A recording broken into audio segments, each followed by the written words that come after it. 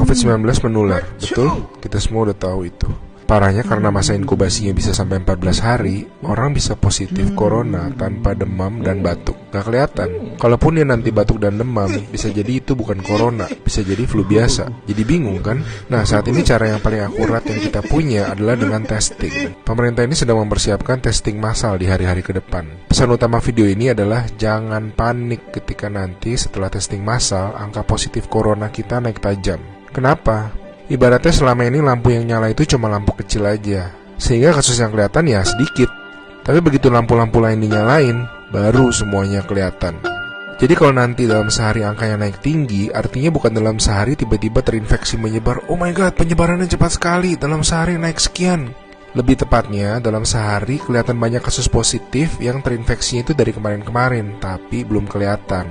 Ngerti ya bedanya ya? Pahit emang rasanya ngeliat fakta, tapi ini penting banget. Makin kelihatan, makin mereka bisa diisolasi sehingga nggak nularin ke orang-orang yang lebih banyak lagi.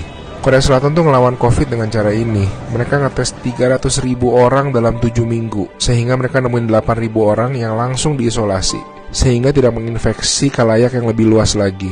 Kurva mereka langsung gepeng. Alasan lain untuk tidak serta-merta panik, COVID-19 itu penyakit dengan berbagai tingkatan menurut WHO. Secara statistik, sebagian besar kasus-kasus yang akan positif nanti akan masuk ke dalam kategori sedang. Dan secara statistik, kebanyakan bisa sembuh. Tetap berbahaya, tetap harus sangat waspada, tapi lengkapnya baca-baca jurnal resmi WHO ya. Di hari ke depan kita akan lihat banyak orang positif corona, teman-teman kita, saudara-saudara kita. Tapi ingat, jangan jadi stigma. Corona itu bukan aib, dia bukan dosa, dia bukan kesalahan orang itu sendiri. Jadi kita tetap harus waspada, harus menjaga diri kita tidak terinfeksi. Kita malahan harus bantu mereka untuk jadi sembuh. Jadi akhirnya masif testing itu perlu, supaya yang sakit dan tercecer di sana-sini bisa diisolasi sehingga tidak menimbulkan lebih banyak orang yang terinfeksi.